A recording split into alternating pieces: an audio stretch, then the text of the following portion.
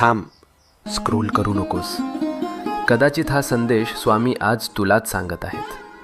आपण सगळे प्रार्थना करतो ना, रात्री उशीवर डोकं ठेवल्यावर मनातलं सगळं देवाला सांगतो आणि मनापासून अपेक्षा करतो की उद्या काहीतरी बदल होईल.